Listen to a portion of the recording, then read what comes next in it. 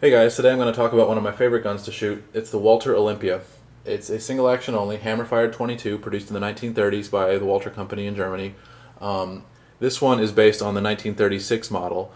There were a few different other Olympia sort of stepping stones before the 1936 production model. The 1925 was the first one, and then later on, 1932, they released another one, which was the first one that had the Olympia designation. And then finally, after a few more years of improvements and refinements, the 1936 Olympia was released, and it actually went on to win several gold medals for Germany in the 1936 Olympic Games in Berlin. So it's a pretty high quality pistol, and I didn't see any video reviews about these on YouTube, so I thought I'd put one out there. This one, like I said, is based on the 1936 Olympia, of which there are 5 different variations. This one is a Jaeger variation, which means hunter in German. The other 4 variations were the Schnellfeuer, which was in 22 short as opposed to 22 long rifle. Schnellfeuer means rapid fire in German, and it was for competition where you're shooting rapidly and you want the reduced recoil of the 22 short cartridge. Then there was the Olympia Sport with the barrel weight and the pentathlon models. The Jaeger, which is this one here, is different than the other ones in a few different ways. The main one is going to be the barrel length. This one has a much shorter barrel. The other Olympia models all had, I believe, 7 3/4 inch barrels. I think there might have been an 8.5 inch barrel and 6.5 inch, something like that. They're all a lot longer. This one I think is 4.5 inches, and the thumb swell on the grip is a lot smaller than on the target guns. And this was done in accordance with Nazi-era concealed carry laws and weapons laws, because Hunters Guild, first off, they wanted to just differentiate themselves from sport shooters, but also they wanted a pistol that they could carry out in the field when they're hunting, just for finishing shots or for self-defense or whatever. But so they asked Walther to make a few different changes to the 1936 Olympia, and they did, and it became the Jaeger model. They're pretty rare. I think the Jaegers are a little bit more common than the longer barreled versions, but they're still pretty rare and hard to find.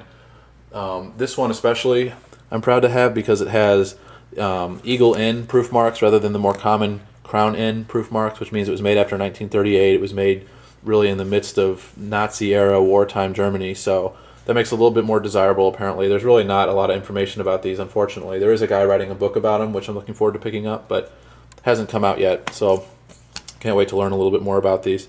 But like I said, this one is the Eagle N, so I think it makes it a little bit more rare and desirable, but otherwise they are pretty hard to find. After the war, Walther partnered with the Swiss company Hammerli to produce the Walther Hammerli Olympia, and eventually, it's kind of interesting, it actually became the Smith & Wesson Model 41. The Smith & Wesson Model 41 action and basically the whole design is sort of based on the Walther Olympia, which I think is it's just interesting because that's sort of the premier 22 pistol nowadays, and to think it was based on basically it was based on an old 1920s German gun, I think is just kind of interesting. And it also sort of just goes to show what kind of quality we're talking about with these things. That the number one target shooting pistol right now, the Smith & Wesson 41, is based on this guy. So you can also get, if you're a little bit more budget minded, and you're willing to settle for something that's not an original Walther, the Chinese company Norinco is producing the TT-Olympia, and those go for like $200, something like that. They're extremely cheap. I think they're okay. There's a few at my local gun shop all the time, but the grips look really cheap on them. They're not this nice walnut. The gun looks the same though, so I'm not sure if it shoots as well. I'll get into it in a little bit, but this gun it shoots superbly, and if it shoots anything like this, probably worth the buy, even if it is just a Chinese copy. But anyway, moving on with the review part of the video. I usually talk about size comparison, and you'll have to bear with me a little bit. I'm using a different camera today. And I usually like to compare with another gun. Unfortunately, I used to have a Browning Buckmark, but I sold it, which would be a nice comparison for a 22, but I'll just have to use my old 1970s Beretta, which is sort of one of my more common guns, so you can kind of tell the size. It's not a small gun, but I think it is a good size. Weighs 27 ounces, which is, I wouldn't say it's heavy, but it is a good weight, I think. It makes the gun feel very solid. It's made using old world manufacturing processes, wood and steel, And as far as weight goes, I also got an accessory with it. Originally, the longer barreled Olympias came with these, the Olympia Sport with the barrel weight, which I mentioned earlier. This one is just a reproduction that went with the Norinco TT, and I got it off of Numrich Gun Parts for like $30 or something like that, just to see how it felt. And it's basically just a barrel weight, 7 ounces. You screw it on to the bottom of the barrel there. Just adds a little bit more weight, a little more balance. It's a nice little accessory to have with these, I think. But I'll get into the shooting aspect of that in a minute. But that's another 7 ounces for a grand total of 34.6 or whatever. Go on to the ergonomics. Ergonomics are great in my opinion. The grip is very vertical, very 1911 style, but it has this nice little thumb rest here. It's not too big. Like I said earlier, they had to reduce that for German weapons laws. So it feels really good in the hand. The tang, it rests really nicely in my hand, I think. Talk about a little bit of some of the features on the gun here. Let's see if I can figure out how to zoom in. Show you the safety there. If it focuses. You can see the S. Right now it's safe. And move that up, and now it's ready to fire. So there is a safety on it. And the mag release is just above that. So it's the old button style. It's kind of in an interesting place right there. It's not right there, but so I'll pop the mag out for you. You can see that. It's a 10-round mag. I'll get into that in a little bit too. It's basically the only shortcoming I found on here is this button, so I'll talk about that in a minute.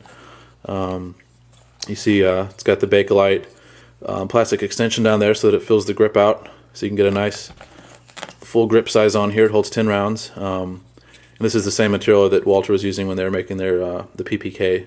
They use this on grips. It's basically an old primitive plastic. It's like sawdust and resin and stuff. It's kind of interesting in its own right.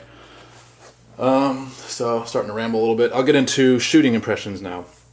It shoots fabulously. It's definitely, I said at the beginning of the video, it's one of my favorite guns to shoot. Part of that reason, the grip I think feels great.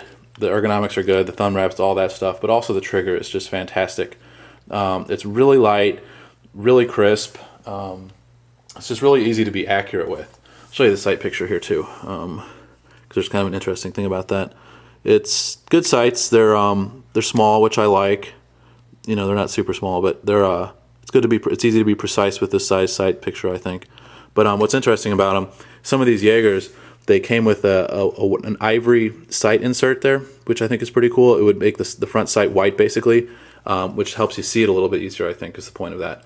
And you hardly ever see those, and I'm sure it's a very highly desirable variation on these guns. Mine doesn't have that, but I think that would be pretty cool to have a little piece of ivory, a little fleck right there, to help with the sight picture. But yeah, I mean, shooting the gun is just fabulous. It's very nice to shoot. I tend to shoot it with this barrel weight. I mean, it balances well to begin with, but having that barrel weight, it just makes shooting it, it's like, you know, you don't even feel any recoil. It makes it really pleasant to shoot. And it was just a $30 accessory, so it's definitely been worth it to have that. Don't like to dry fire these old 22s, obviously, but I'll do it just for the camera so you can see what the trigger pull is like. So I believe it's cocked. It is single action only, so I need to make sure it's cocked before I do this. See, it barely even moves. And I'll just do it one more time. See, just watch it. And it's just very solid feeling, very light and crisp. It's just a wonderful trigger. Now, with shooting impressions, I'll get into my only criticism about the gun, really, which is the magazine and loading it. You know, most 22s have this little button here, which is nice, but in the case of the Olympia, this button is tiny, and the spring is stiff. You can barely grab onto it. It ends up rubbing my thumb raw after probably 3 or 4 magazines. It's a real pain to shoot and reload. And what makes it really sucky is that one of my favorite tricks with 22s normally is you can use a plastic bottle cap, and you put that on there, and then instantly you've got a nice, comfortable button to use. But this thing, it's sort of recessed into the magazine body, if you can see that at all. But not a big deal. But it's sort of recessed in there, and you can't really get the bottle cap trick doesn't work because it just slips over it pretty much. So I end up having to like wear a glove, or sometimes I end up needing to use like a piece of wood or something like that just to kind of soften that a little bit. I could probably find a mag loader or something, but this never needed one, except for with this magazine. So like I said, the gun shoots amazingly. I love shooting it. It's just that loading it is kind of a pain, unfortunately. So yeah, in conclusion, the Walther Olympia, it's a great gun, I think. They're not very easy to find, and when you do find them, they're pretty expensive. They're over $1,000 usually, but you know, even in a lot of Walther fans' collections, you don't really see the Olympia represented very often, and it's a shame because it's a really nice gun, really good shooter for sure. And there are several different variations, like I said, the longer barreled ones, and I definitely would like to get a longer barreled one at some point to complement the Jaeger here, just because I love shooting it so much, and I think the longer barreled one has sort of a nice, elegant look to it also. So, yeah, that's the Walther Olympia Jaeger. Or I guess this was also simultaneously a review of the Norinco TT-Olympia. Never shot one of those, but looks about the same. So, great gun. Keep an eye out for them, and if you have the money and you're into these old vintage 22s, it's definitely a good buy. Good shooter, great gun, and thanks for watching.